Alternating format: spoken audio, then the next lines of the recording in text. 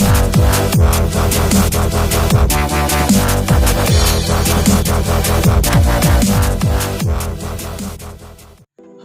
perkenalkan nama saya Juliman Syukur Baiha. Saya mahasiswa aktif dari Universitas Negeri Manado dengan NIM 19606026, Fakultas Ilmu Sosial, Program Studi Pendidikan Sosiologi. Video ini saya buat untuk memenuhi tugas dari mata kuliah Sosiologi Pedesaan. Di sini saya memilih materi aspek kultural masyarakat desa. Kultural atau kultur adalah kebudayaan. Masyarakat desa adalah sekelompok manusia atau individu yang secara bersama-sama tinggal dalam suatu tempat ataupun bermukim dalam suatu tempat yang saling berhubungan antara satu dengan yang lain. Nah, dalam buku sosiologi karangan Ruman Sumadilaga, seorang ahli sosiologi, yaitu Talcott Parsons, menggambarkan masyarakat desa sebagai masyarakat tradisional. Parsons mengemukakan ada 5 ciri-ciri masyarakat desa. Yang pertama, afektivitas. Yang kedua, orientasi kolektif. Yang ketiga, partikularisme. Keempat, askripsi. Dan yang terakhir atau kelima, kekabaran. Nah, yang pertama, afektivitas. Afektivitas ini adanya hubungan dengan perasaan kasih sayang, cinta, kesetiaan, dan kemesraan. Itu yang dimaksud dengan afektivitas. Yang kedua, orientasi kolektif. Nah, sifat ini merupakan konsekuensi daripada afektivitas itu sendiri, yaitu mereka mementingkan kebersamaan, tidak suka menonjolkan diri, tidak suka akan orang yang berbeda pendapat. Yang ketiga, partikularisme. Pada dasarnya adalah semua hal yang ada hubungannya dengan keberlakuan khusus untuk suatu tempat ataupun daerah tertentu. Nah, perasaan subjektif, perasaan kebersamaan sesungguhnya yang hanya berlaku untuk kelompok tertentu saja. Lawannya universalisme. Keempat, askripsi. Nah, askripsi ini berhubungan dengan mutu atau sifat khusus yang tidak disengaja, tetapi merupakan suatu keadaan yang sudah merupakan kebiasaan ataupun keturunan. Yang terakhir ataupun yang kelima yaitu kekabaran. Nah, sesuatu yang tidak jelas terutama dalam hubungan antara pribadi tanpa ketegasan yang dinyatakan eksplisit atau terang-terangan. Nah, masyarakat desa menggunakan bahasa tidak langsung untuk menggunakan bahasa tidak langsung dalam hal menunjukkan sesuatu. Nah, dari uraian tersebut atau pendapat daripada Parsons ini sendiri dapat terlihat pada desa-desa yang masih murni masyarakatnya tanpa adanya pengaruh dari luar atau tanpa adanya intervensi dari masyarakat lain. Kebudayaan atau kultur merupakan salah satu aspek daripada masyarakat desa itu sendiri.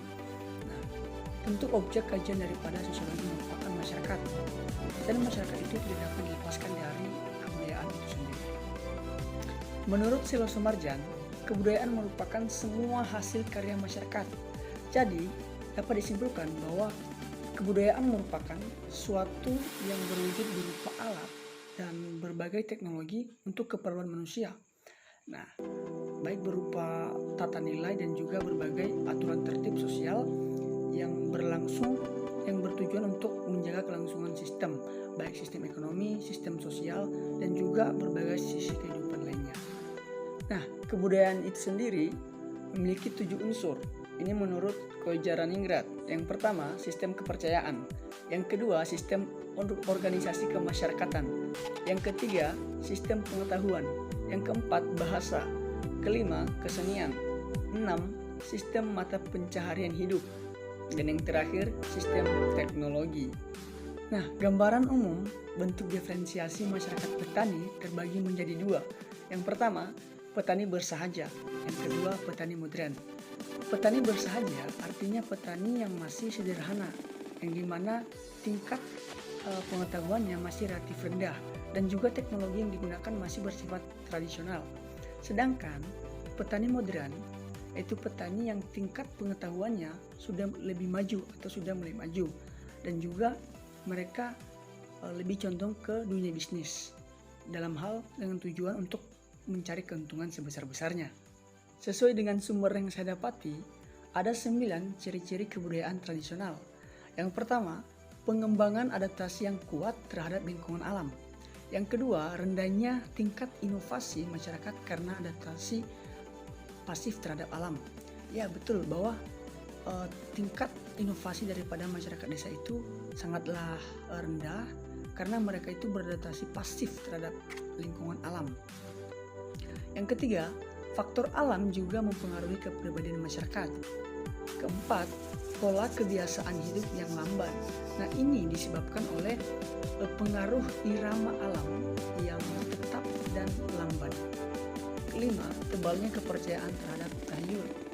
Nah, benar saja bahwa masyarakat desa itu masih sangat ataupun masih kental akan mempercayainya adanya tahyul-tahyul begitu. Nah, contohnya seperti ketakutan ataupun ketundukan mereka terhadap alam. 5. Sikap yang pasif dan adaptif masyarakat desa terhadap alam. Nah, ini juga nampak dalam aspek kebudayaan material mereka yang bersahaja, material yang sederhana. Contohnya seperti terlihat pada arsitektur rumah dan juga alat-alat pertanian yang mereka gunakan. Ketujuh, rendahnya kesadaran akan waktu. Kedelapan, kecenderungan masyarakat yang serba praktis. Nah, dalam segala hal, mereka tidak perlu berbicara panjang lebar dalam berbahasa basi antara satu dengan yang lain. Nah, hal ini mendorong pertumbuhan dan juga berkembangnya sifat-sifat jujur daripada masyarakat desa itu sendiri. Nah, yang terakhir, yang ke-9, yaitu terciptanya standar moral yang kaku di kalangan masyarakat desa itu sendiri. Nah, moralitas dalam pandangan masyarakat desa adalah sesuatu yang absolut atau bersifat tetap, sehingga standar moral yang berlaku di masyarakat desa itu di kalangan desa memang bersifat agak kaku. Demikian pembahasan singkat dari saya. Sekian dan terima kasih.